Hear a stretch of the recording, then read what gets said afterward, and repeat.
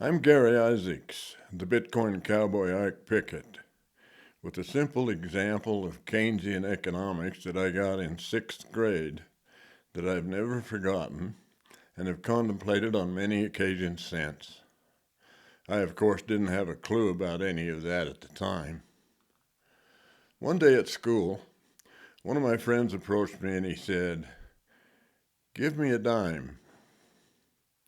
Now, it was not unusual for a friend to ask another friend for money if he needed it for some reason, so in the spirit of friendship, I gave him a dime. Then he handed me a card. On the card were the words, quote, "Don't sit on your ass and whine, go get your dime like I got mine," end of quote. I have on many occasions since then witnessed what I came to call economics for thieves, as I have engaged as an entrepreneur in several business adventures that required that I convince someone to buy my products whether or not they thought they had a need for them at the time. That isn't to say that lives cannot be improved by the discovery of better ways of doing things. Somebody has to inform the customer in order for him or her to discover the benefits of a new product. But that isn't my point.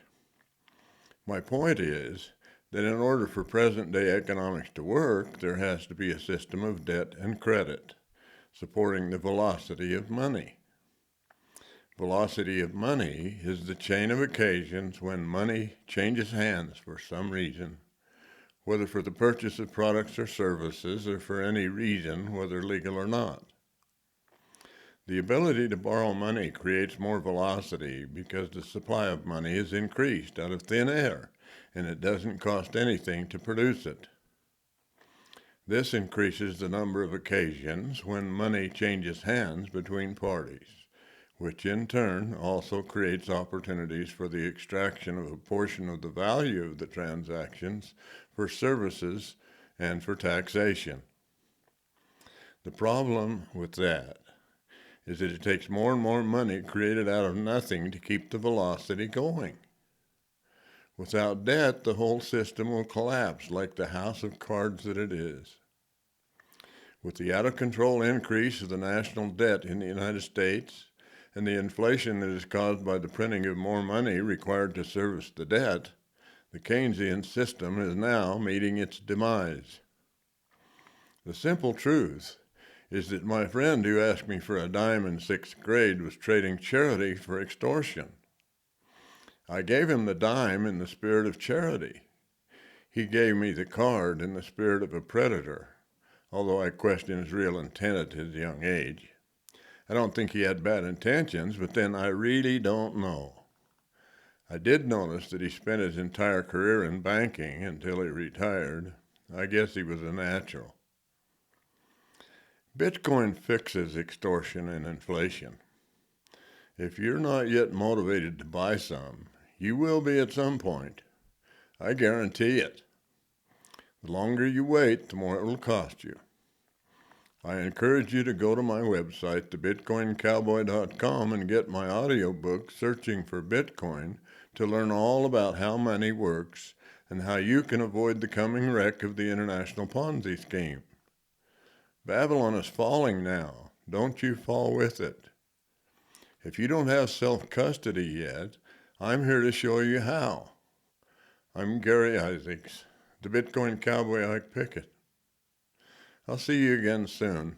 In the meantime, I want you to sleep peacefully at night, knowing that your integrity and your savings are in your own custody. There's an old American system, it's called free enterprise. We have a tendency to forget when the do-gooders start to rise. When the dollar gets weak and prices are high and they give us their socialist salve. If the government can give you all you want, it can take everything you have.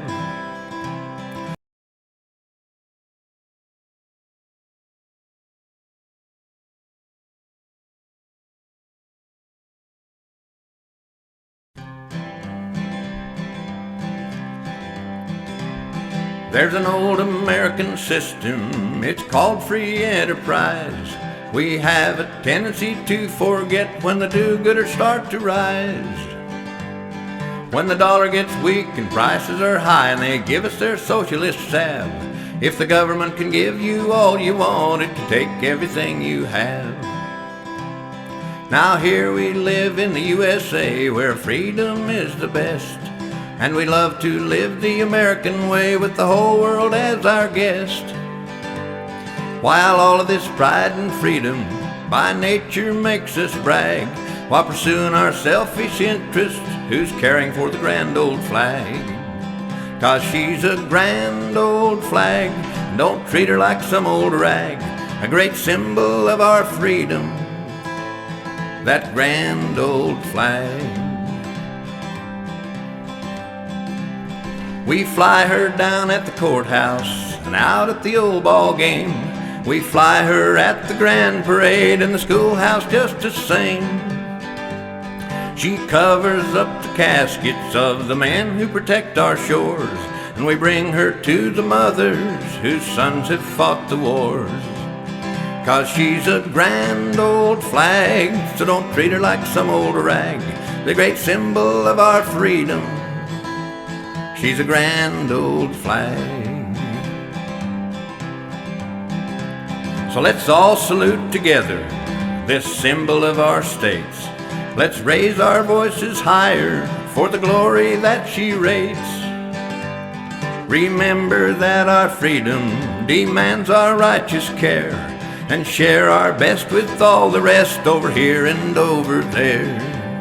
'Cause she's a grand old flag, and don't treat her like some old rag. She's a symbol of our freedom. She's a grand old flag.